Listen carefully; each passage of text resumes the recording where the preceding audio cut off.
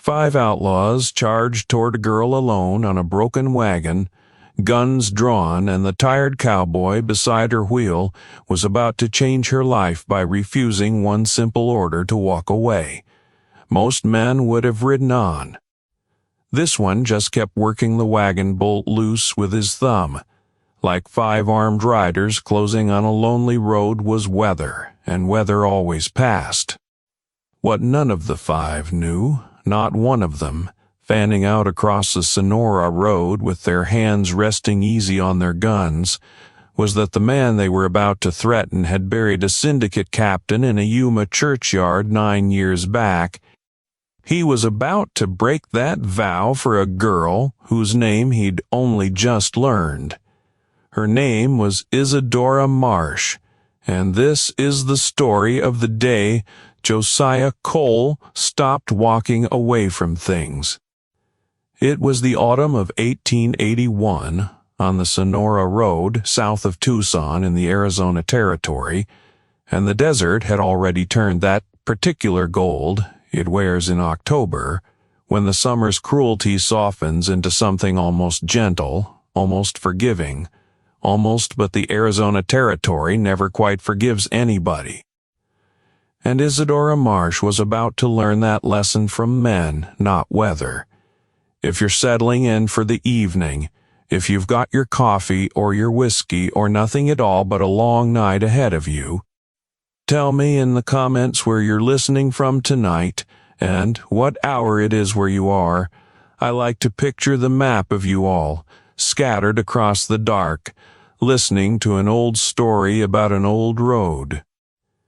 Now let's go back to the beginning, to the hour before the wheel broke, when Isadora Marsh still believed the worst part of her journey was almost over. She had been 3 weeks on the trail out of Kansas City, riding a coach as far as the rails would take her, and then a hired wagon the rest of the way. Because the man she was traveling to marry lived on a cattle spread outside a town called San Simon. His name was Thomas Ainsley, and Isadora had never laid eyes on him, had only his letters, 11 of them, folded and refolded so many times the creases had gone soft as cloth, kept in a small cedar trunk lashed to the back of the wagon along with 2 dresses, a Bible that had belonged to her mother, and a sober-backed hairbrush that was the only thing of value she owned outright.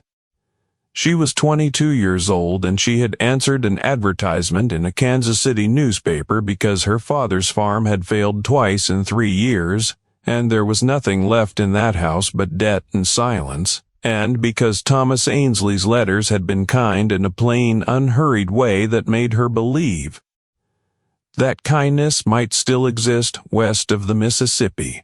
She did not love him. She did not know him well enough to love him.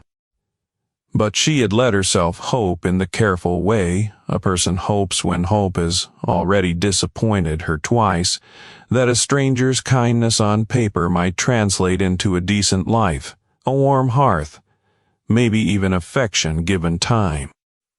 That hope was a fragile thing she carried the way she carried the cedar trunk, close and guarded and not to be dropped. The farm her father had lost was not a small thing to lose. 3 generations of marshmen had broken that Kansas soil before the drought years came back to back, and then the bank came after the drought, the way banks always did, patient as vultures and twice as thorough. Isadora had watched her father age a decade in 18 months, watched her mother's hands go permanently raw from taking in other women's laundry, watched the particular slow humiliation of a proud family. When the newspaper advertisement came across the kitchen table, a rancher seeking a wife, respectable, hard-working, willing to relocate to the Arizona Territory, it had not felt like romance to Isadora. It had felt like the one door in a house otherwise full of walls, and she had walked through it with her eyes open, understanding exactly what she was trading and exactly what she hoped to receive in return. ...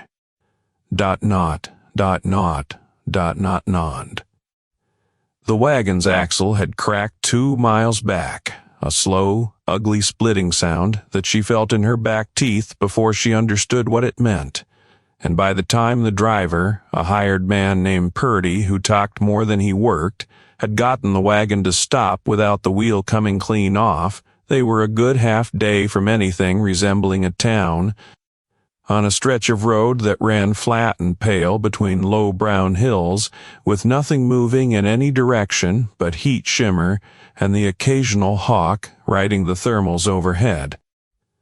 Purdy had taken one look at the crack running up through the axle wood and announced, with the particular helplessness of a man who has never fixed anything in his life, that they'd need a new axle. Isadora had sat down on a rock in the shade of the wagon and tried very hard not to cry, because crying wouldn't fix an axle, and it wouldn't get her to San Simon, and it certainly wouldn't impress a fiancé she hadn't yet met, when the old man on the gray gelding came riding up from the south at an unhurried walk, like he had all the time in creation and intended to spend it slow. He didn't announce himself. He didn't ask permission. He simply reined up, looked at the busted axle for a long moment with his head tilted, the way a man looks at a problem he's solved 100 times before, and swung down off his horse without a word. He was maybe 60, though the desert had a way of aging a man past his years, so it was hard to say for certain. Lean in the way of someone who'd worked hard and eaten light for most of a lifetime, with a gray mustache gone yellow-white at the edges and a face weathered to the color and texture of old harness leather. His hat was plain and sweat-stained. His coat was patched at both elbows. There was nothing about him at first glance that suggested he was anything other than what he appeared to be. A tired old cowboy who happened to be riding this stretch of road on this particular afternoon and who had stopped, for no reason he gave, to help 2 strangers with a broken wheel. He knelt by the axle, running 2 fingers along the crack. "Name's Josiah Cole. You got a spare pin in that toolbox, or are we improvising?" Purdy allowed, as how there might be something in the toolbox. Isadora watched the old man work, watched his hands, which were scarred and sun-spotted, but moved with a careful, unhurried competence like a man who had learned patience the hard way and never forgotten the lesson. He didn't ask why a young woman was traveling alone with only a talkative hired driver for company, though the question must have occurred to him. He didn't ask where she was headed, though he must have wondered. He just worked the crack, and packed it with a leather strap and a whittled wood shim, and talked, when he talked at all, about nothing in particular. The dryness of the season, a hawk circling overhead, the particular stubbornness of wagon axles built by men who'd never actually driven a wagon, was the kind of talk that asks nothing of you and gives you room to breathe, and Isadora found herself grateful for it in a way she couldn't quite name. Sitting there on her rock with the cedar trunk of her whole life balanced on a cracked wheel, she did not know, could not have known, that the man kneeling in the dust in front of her had once gone by a different name entirely, across 3 territories and 2 countries, that men had paid to have him found and had failed. That the last time he'd drawn a gun in anger, he had sworn to the God he wasn't sure he believed in, that it would be the final time, and had meant it, and had kept that promise for 9 long, quiet years, working other men's cattle, and asking nothing from the world. She did not know any of that. She only knew that he had stopped when nobody made him stop, and that his hands were steady, and that for the first time in 3 weeks of hard traveling she felt. That feeling did not survive the hour.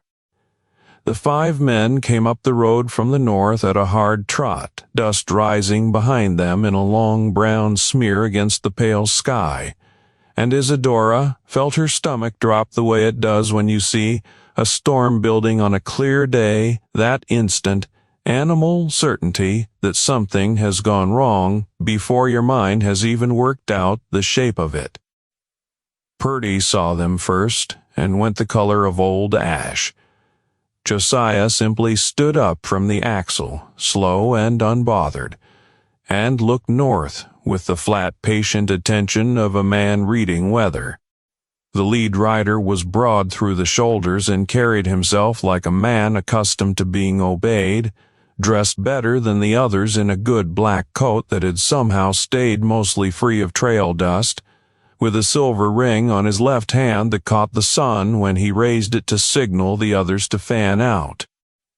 His name, though Isadora would not learn it for another hour yet, was Reese Culver, a writer for the Ochre Star Mining Company, and Reese Culver's particular vice, the one that would prove before the sun went down to be his undoing, was a bottomless, corrosive contempt for anyone he considered beneath him, which was in Reese Culver's private accounting.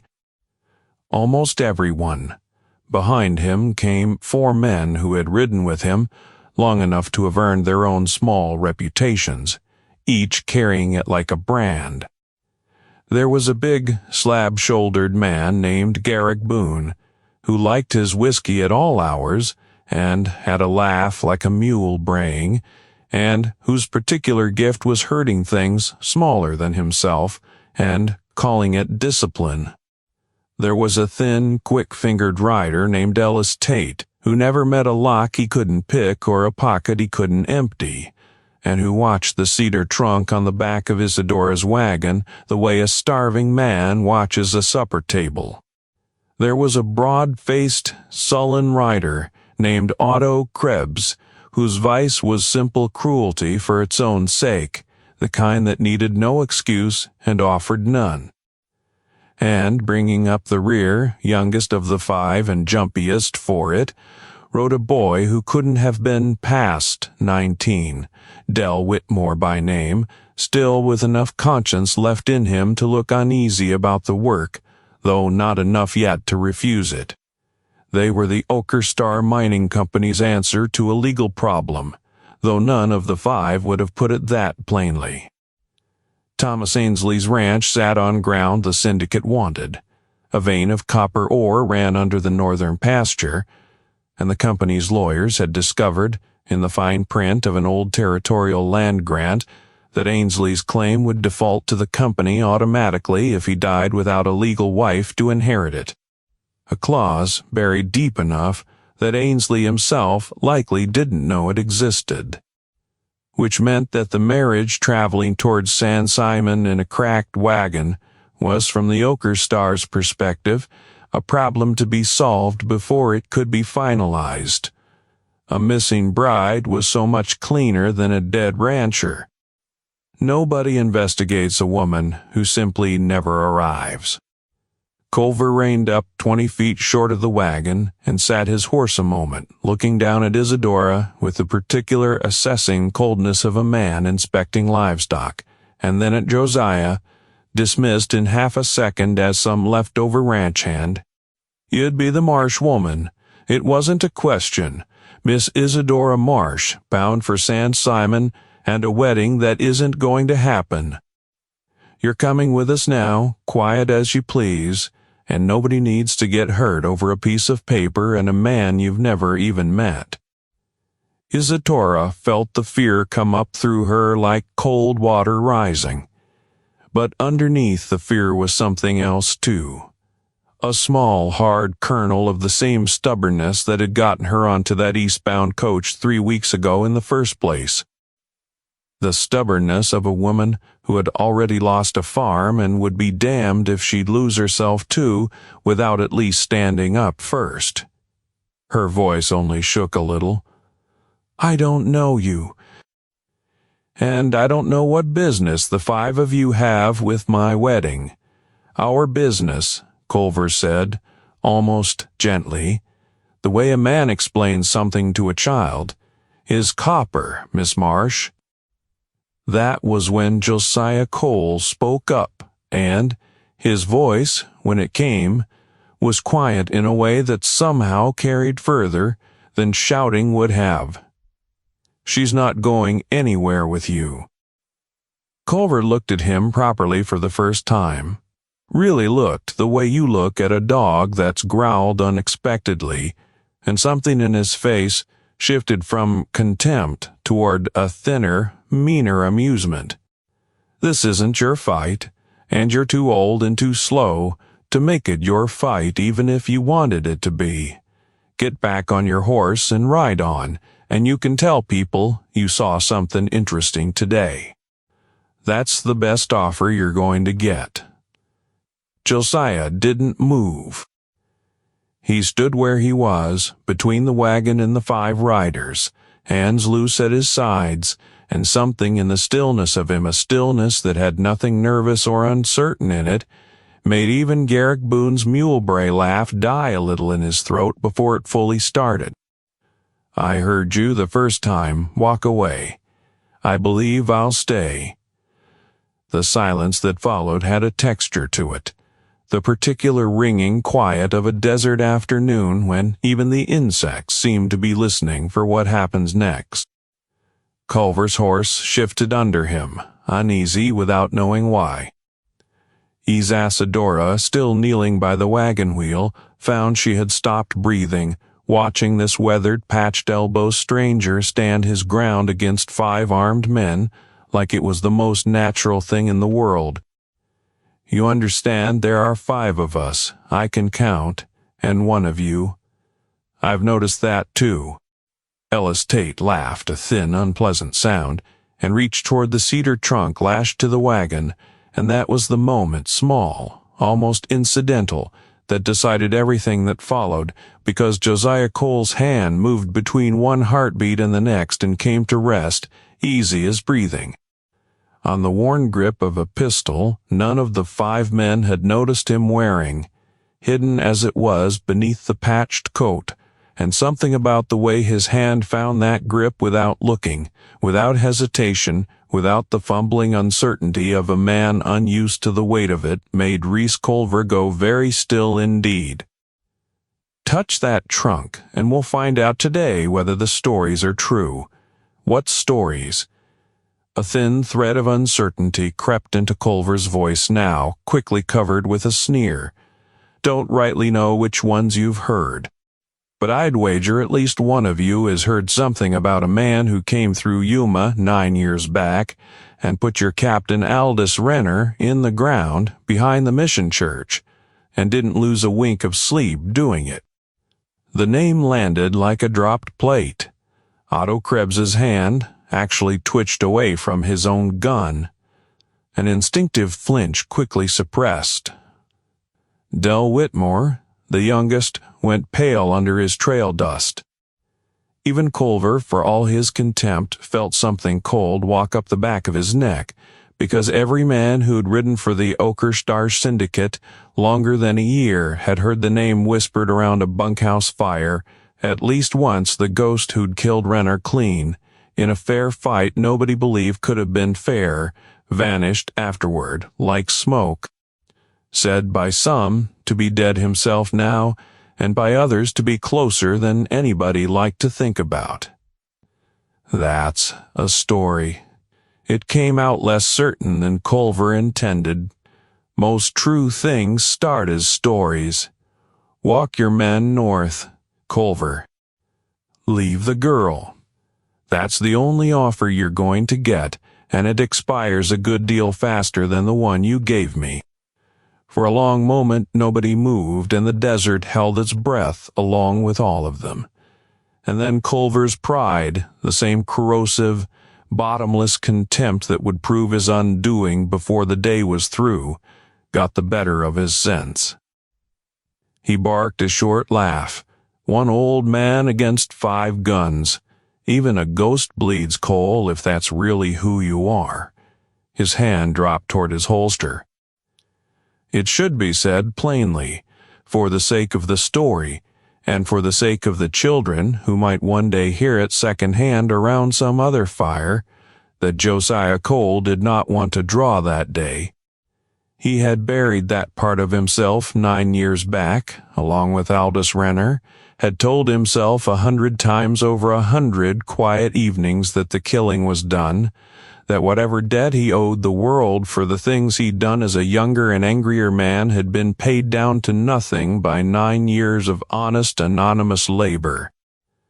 But a man does not always get to choose the day his old life reaches back out and takes hold of him again, and Reese Culver's hand was already moving, and Josiah Cole's hand moved faster, the way it had always moved faster, the way it had moved faster in Yuma and before Yuma.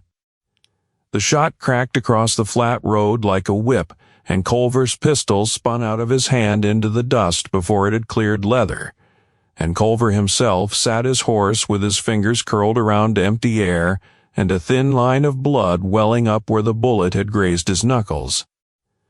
Staring at the old man in the patched coat with an expression that had gone in the space of one heartbeat from contempt to something considerably closer to fear.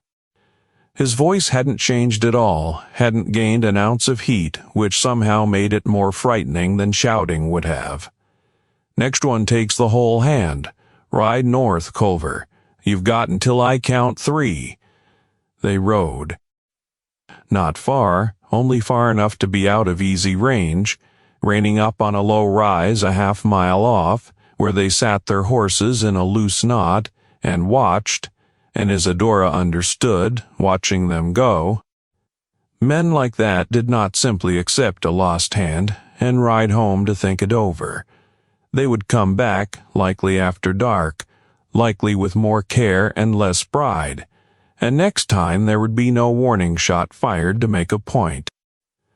Josiah crouched back down by the axle, as though nothing at all had happened, and checked the leather strap he'd tied around the crack, not looking up. "We'll hold another few miles if we're careful with it.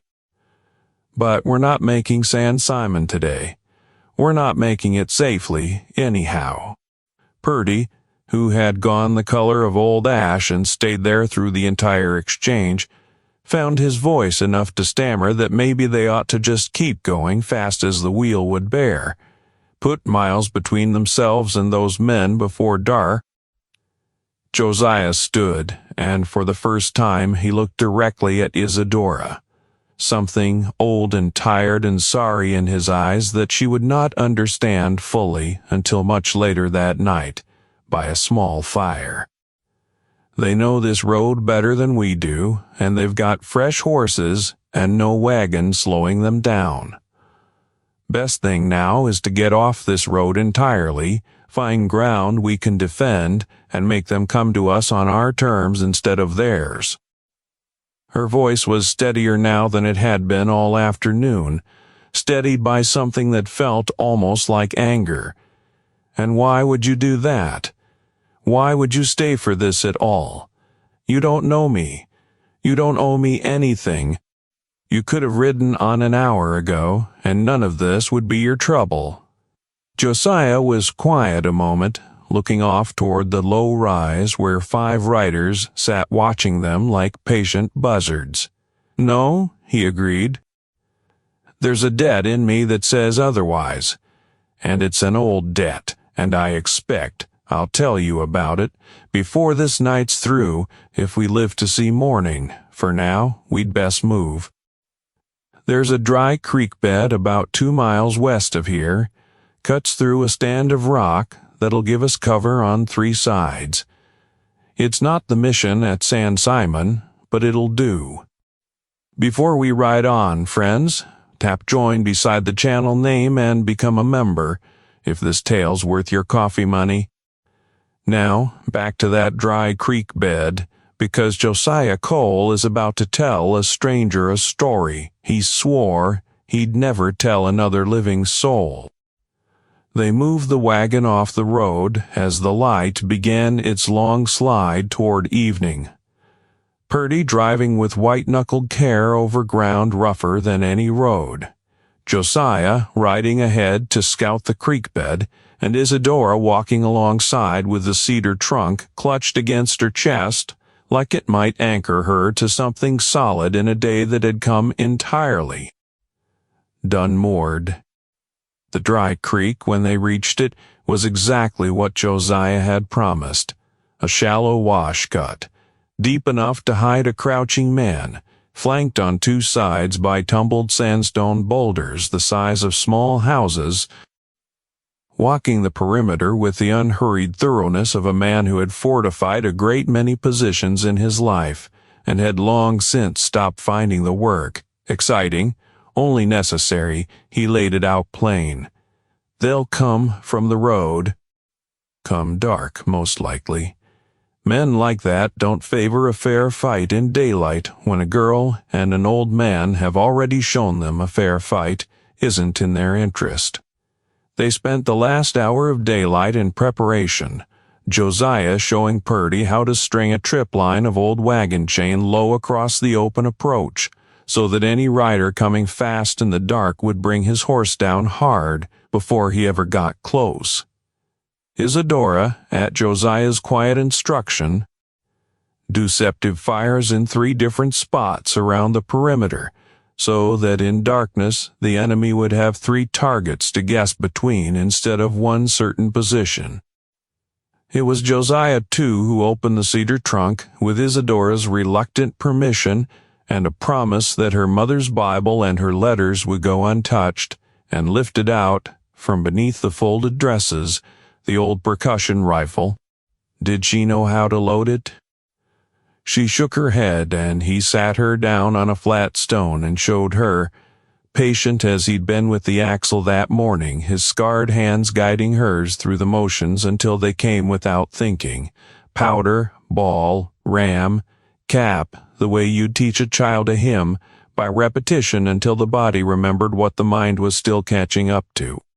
Every woman ought to know this, he added, rich or poor, rancher's wife or farmer's daughter. The world doesn't ask permission before it comes for you, so you'd best be ready before it does. She practiced the motions twice more before dark, powder and ball and ram and cap, until her fingers stopped fumbling the little paper cartridges and started finding the rhythm of it, the way a person's hands eventually find the rhythm of anything repeated enough times with patient instruction. Josiah watched her without hovering, correcting her grip once, adjusting the angle of her elbow once, and otherwise letting her make her own small mistakes and her own small corrections, because he'd learned somewhere along his hard road that a lesson only stuck when a person was allowed to fumble their way toward it rather than have it handed over finished. By the 3rd round, she was loading nearly as fast as he could talk her through it, and something in her face had changed in the doing, not confidence exactly, not yet, but the first thin edge of it, the sense that her own 2 hands might be worth something in a fight after all. That she was not only the thing being fought over, but might yet be a person who fought. It was full dark, the fires burning low and deliberately uneven around the creek bed, when Isadora finally put the question that had been sitting unspoken between them since the moment his hand had found that hidden pistol grip without looking. Who are you, really? A hired hand doesn't disarm 5 men with 1 shot and a threat. What are you? Josiah was quiet long enough that she thought he might not answer at all, staring into the low fire with the particular stillness of a man looking backward across a great distance of years. Finally, there's a churchyard in Yuma behind the old mission there, where a man named Aldous Renner is buried under a stone that doesn't carry his real name because the men who might have come looking for revenge, I put him there 9 years ago in a fight he started and I finished because he'd spent the better part of a decade running guns and worse for the same copper syndicate that sent Culver and his men after you today. Before that, I was known in 3 territories by a name I don't use anymore, and I did things under that name I've spent every day since trying to earn forgiveness for, though I couldn't rightly tell you who I expect to grant it. When I buried Renner, I buried that name with him, and I swore I was done. 9 years I've kept that promise. Rode fence, broke horses, minded my own business, and mostly it's held. Mostly. The fire popped and settled, and somewhere out in the dark a coyote called once and went silent. There was a harder question underneath the first one. The one Isadora suspected mattered more than his name or his history. You could have let them take me. You swore you were done. Josiah looked at her for a long moment, and something in his weathered face went soft in a way it hadn't all day, soft with a grief so old it had worn smooth at the edges like river stone. I had a wife once, and a daughter. Long time back before Yuma, before any of the names I've worn since. We had a small place in the Cochise Pass country, and I thought I'd left the old life far enough behind that it couldn't reach us anymore. Men came looking for me, for the man I used to be, not the rancher I was pretending to become, and I was away when they came. 3 days out buying stock at a fall auction. I didn't need to attend nearly so badly as I thought I did. By the time I got home, there wasn't a home to get to. My wife was gone. My daughter, Callie her name was, she'd have been about your age now. Near enough, my daughter I never found at all. Searched 2 years. Followed every rumor, every whisper, every dead end a grieving man can talk himself into believing is a real lead. Never found her. Don't know to this day if she's alive or dead, and that not knowing is a harder weight to carry than a grave would be, because a grave at least lets a man grieve all the way to the bottom of it. He was quiet a while, feeding a twig into the small fire, watching it catch. There's a particular kind of punishment in not knowing, he said eventually. A grave gives a man a place to stand and grieve and eventually walk away from, even if he never fully heals. What I've got instead is a country the size of half a continent, and 1,000 small towns in it, and 1,000 small graveyards, and no way of knowing which direction to even point my grief. Some nights I picture her happy somewhere, married, children of her own, never thinking on the father who failed to protect her. Other nights I picture worse things. I've learned, mostly, to live in the not knowing without it eating me alive. Mostly, some days the mostly holds better than others. He was quiet a moment, and Isadora did not fill the silence, understanding somehow that it needed to be let alone. So when I saw 5 men closing on a girl alone on that road today, and a driver too frightened to be much use to her, I found I couldn't ride on the way I've ridden on from 100 other troubles that weren't mine to solve. Some debts don't ever get marked paid, Miss Marsh. They just get carried forward from one girl who needed help to the next one, until a man's too old or too dead to carry them any further. I expect I'll carry this one until I can't. Isadora reached over, without entirely deciding to, and put her hand over his scarred one where it rested on his knee, and neither of them said anything further about it, because there wasn't anything further that needed saying. The fire burned low, somewhere out past the rocks. In the dark beyond the dry creek, 5 men were making their own quiet preparations, and the night was not going to stay peaceful much longer. It was Del Whitmore, the youngest of Culver's 5, who broke first under the weight of what they were about to do, not out of any late-blooming courage, but out of the particular fear of a 19-year-old boy who has started to suspect the man riding point on this job. He muttered as much to Otto Krebs in a low voice, as the 5 of them checked their loads by starlight on the rise above the creek bed.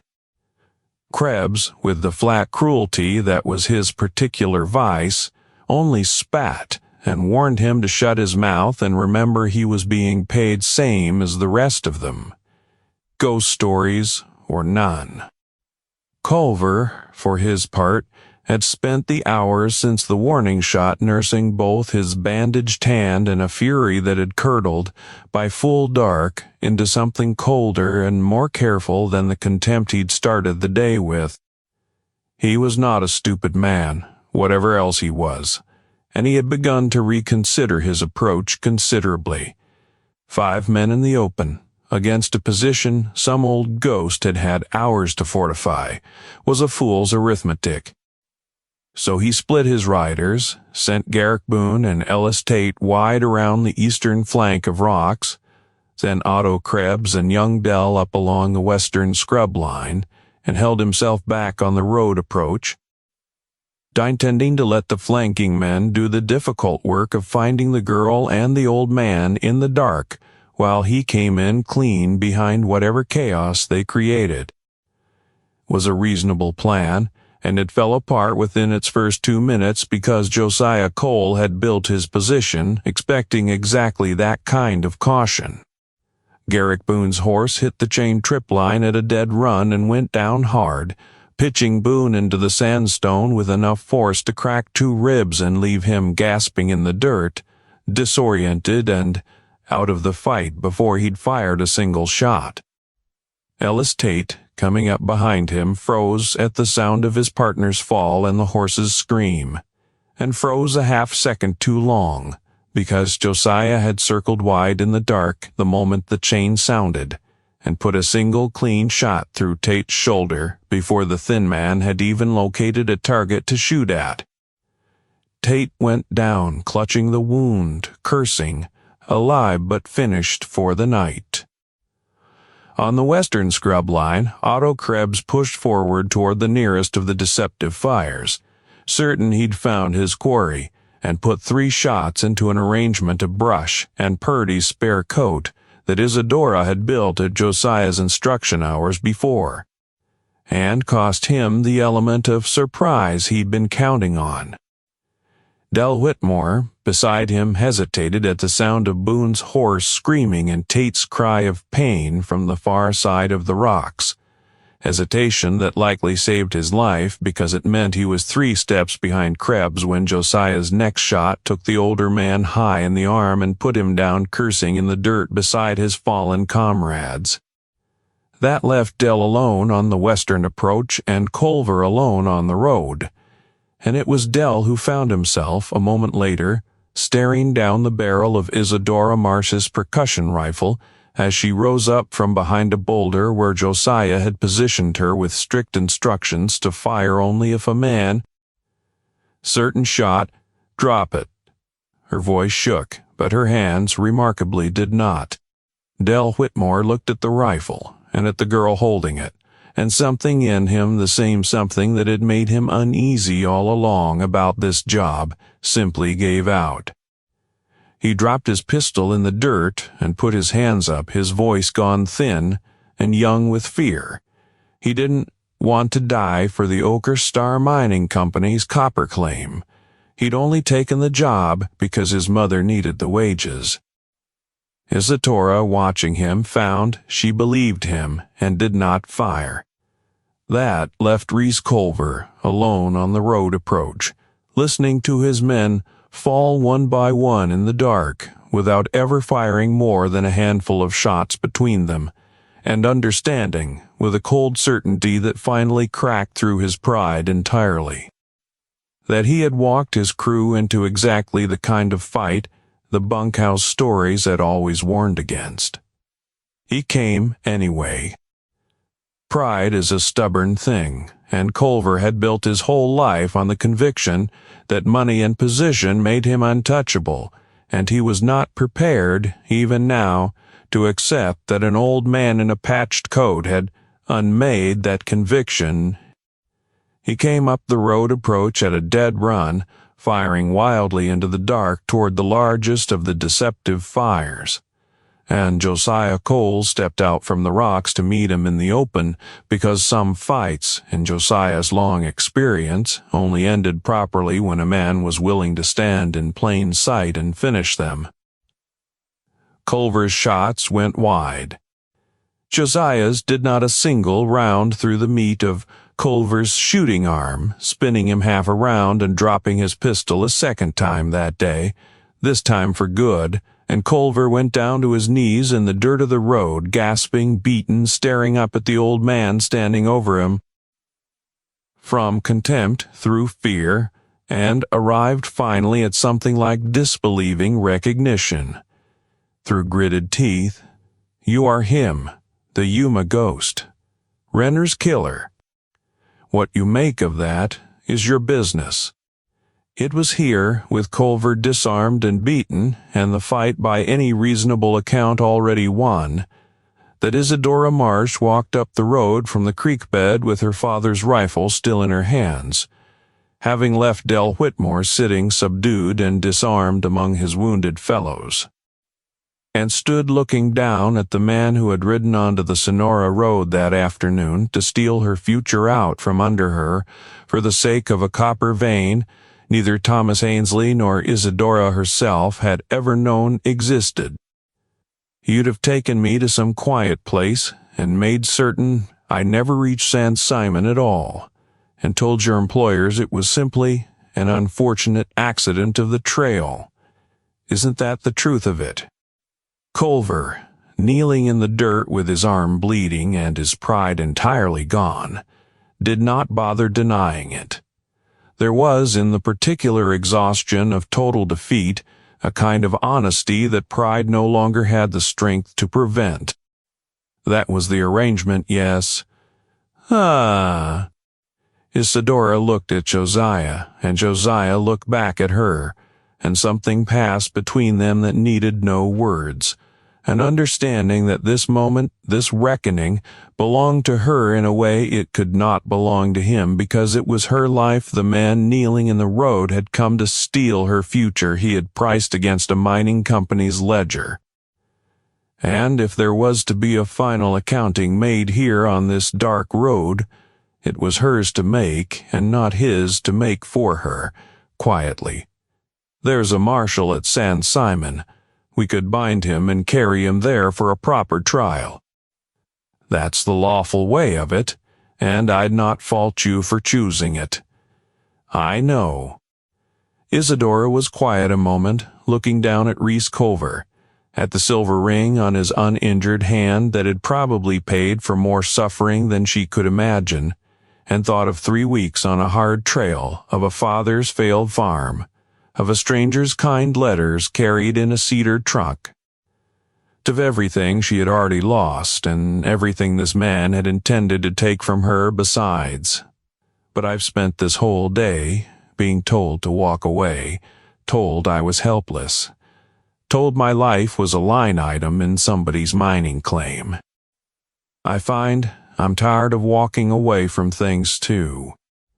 She raised the rifle, and Josiah did not stop her because it was not his place to stop her, and the single shot that rang out over the Sonora road that night was, by every account later given to the territorial marshal, entirely justified.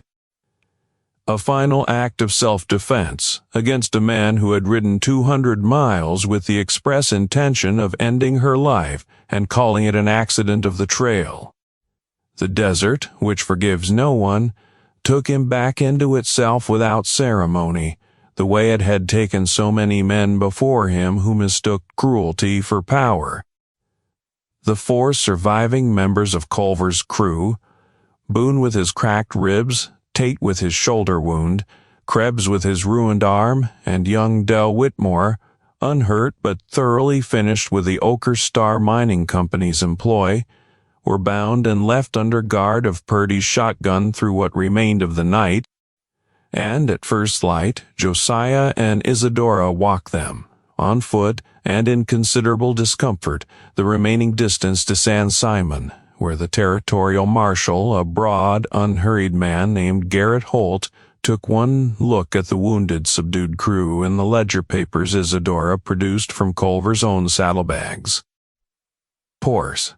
Copies of the Ochre Star's land claim correspondence kept in the particular arrogance of men who never expect to be caught, as proof of the company's own scheming, and understood immediately that he was looking at considerably more than a simple case of highway robbery. Friends, one more small ask before we finish. If tales of hard-won courage mean something to you, tap join beside the channel name and become a member. It helps keep this fire lit for all of us. Now, let's finish the story. Because there's a wedding waiting in San Simon, and it is not the wedding anyone expected. The marshal's investigation, once the paper trail from Culver's saddlebags was laid out plain on his desk, moved with the particular speed that corruption always fears and rarely survives. The Ochre Star Mining Company's claim against Thomas Ainsley's land, it turned out, rested on a legal maneuver so transparently self-serving that even the Territorial Land Office in Tucson, once alerted, moved quickly to void it. And word went out along the wire to 3 other ranching families in the county who had been quietly harassed by similar tactics over the preceding year. Families who had assumed their troubles were simple bad luck and had never suspected a single syndicate's hand behind all of it.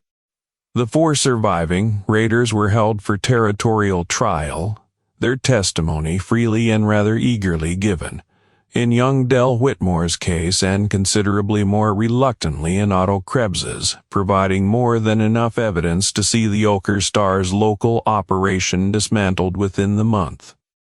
Its mining claim on Ainsley, land withdrawn entirely. But there was a harder truth waiting for Isadora Marsh at the end of that road, one that had nothing to do with copper or corruption. Thomas Ainsley, the rancher whose kind letters had carried her across 1,000 miles of hard country, had died the week before her arrival of a fever that had come on sudden and taken him within 3 days, unrelated entirely to the syndicate's scheming, simply one of the countless small tragedies the frontier handed out without regard for anyone's plans. Isadora received the news standing in the dusty front room of the San Simon Land Office and felt, in that moment, the particular vertigo of a woman who has survived one kind of catastrophe. Nothing at the end of 3 weeks of hard travel, but an empty house and a grave she had never had the chance to know the man buried in it. And yet, Ainsley had left no other family, no other claimant, and the ranch, cleared now of the Ochre Star's false claim, its copper vein an asset rather than a curse now that the company's scheming was undone, passed by the plain terms of a will Ainsley had filed with the land office the same month he'd begun corresponding with Isadora entirely to her.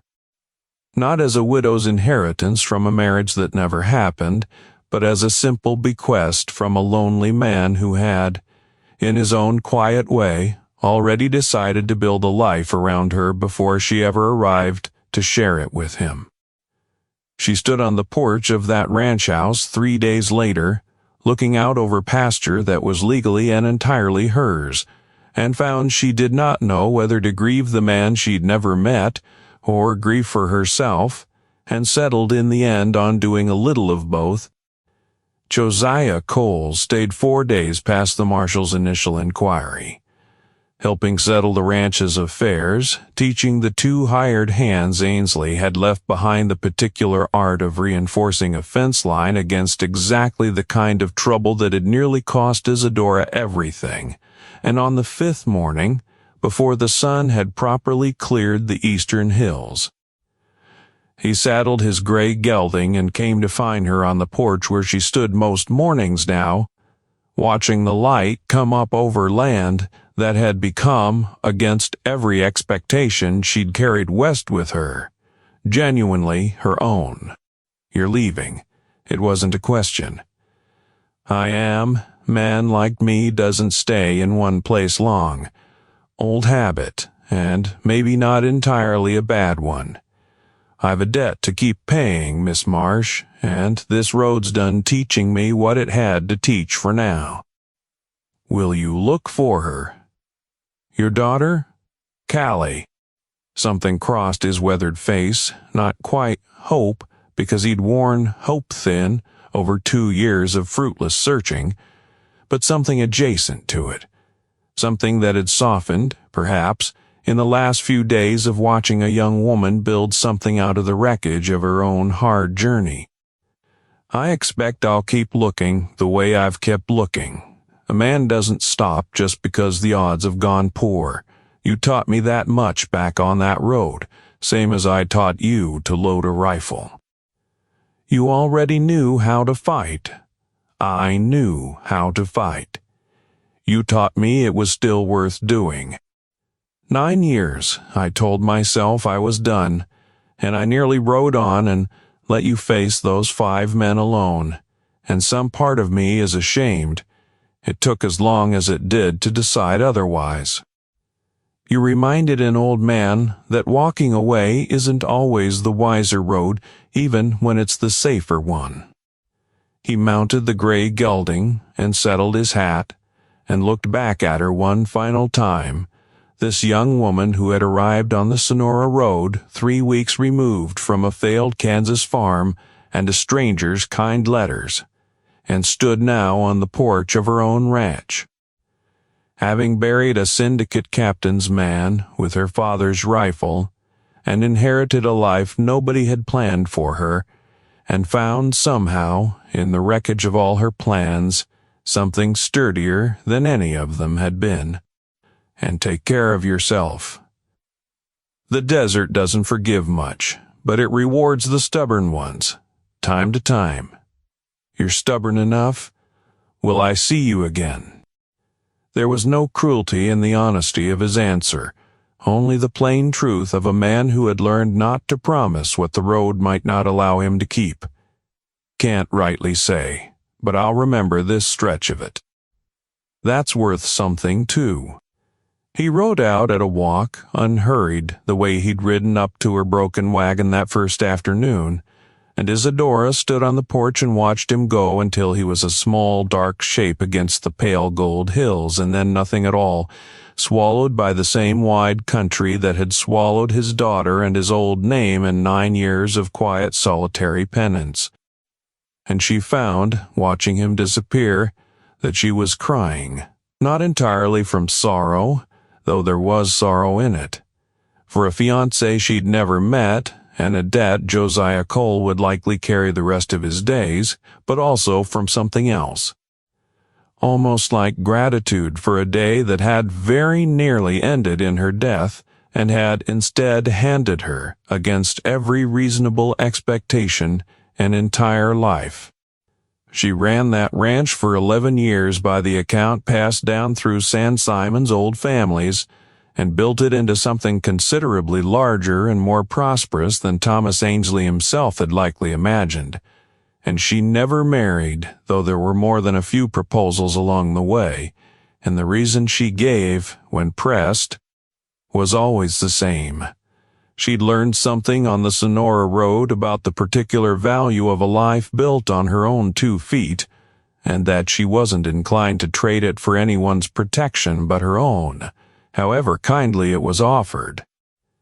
As for Josiah Cole, the stories about him only grew stranger, and less reliable with the years the way stories do, until nobody in San Simon could say for certain whether the old cowboy who'd broken up the Ochre Star's scheme had been the genuine Yuma ghost of bunkhouse legend, or merely a good man who'd once done a hard thing and never fully escaped its shadow. Some said he found his daughter eventually, out past the New Mexico line, grown into a woman with children of her own who'd never known her father's old name. Others said he never stopped looking and died somewhere out on the long trail between one search and the next, still carrying a debt no living man could tell him was finally paid.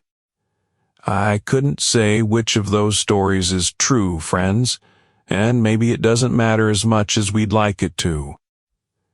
Maybe the truest thing about a man like Josiah Cole is simply that he stopped once on a lonely road when nobody made him stop, and that stopping changed the whole shape of somebody else's life.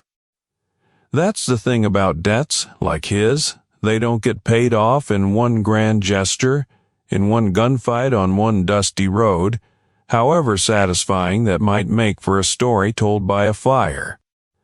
They get paid a little at a time, one stranger's wagon at a time, one girl's rifle lesson at a time, carried forward by men and women who've learned the hard way that walking past somebody else's trouble doesn't actually make a person any safer. Josiah Cole understood that lesson better than most, having lost almost everything to men who wouldn't stop, and having spent 9 long years afterward learning when a man ought to stop walking and start standing his ground instead. Isadora Marsh learned it too in the space of one terrible afternoon and one long night by a dry creek bed, and carried the lesson with her every day she ran that ranch alone and unafraid. I've told a good many stories around this fire, friends, and I expect I'll tell a good many more before I'm through, but there's something about this one, the old cowboy who wouldn't ride, and the girl who learned to load a rifle and then learned harder still when it was right to fire it. Maybe it's because there's a Josiah Cole in all our lives somewhere. Some tired old soul who stopped to help us with something small when they didn't have to, and maybe never knew how much that small kindness mattered. Or maybe it's because there's an Isadora Marsh in all of us too, arriving somewhere scared and uncertain only to discover we were considerably stronger than we'd ever given ourselves credit for being. If this story kept you company tonight, I'd be grateful if you'd hit that like button and subscribe for the next one. There are a great many more tales to tell from these old dusty roads, and I do enjoy the company of everyone who gathers round this fire to hear them. And before I let you go, friends, I'll remind you, as I always do, these stories are works of fiction, inspired by the history and hardship of the American frontier, and certain visual elements in this video may have been created with the assistance of artificial intelligence tools to help bring the Old West back to life for you. Viewer discretion is always advised, and nothing here is meant to glorify violence, only to remember, honestly, how hard that country was, and how the people who survived it did so mostly by refusing, in the end, to walk away from each other. Until the next dusty road, friends, keep your powder dry, and don't be too quick to ride past somebody else's trouble. You never know whose whole life might turn on whether you stop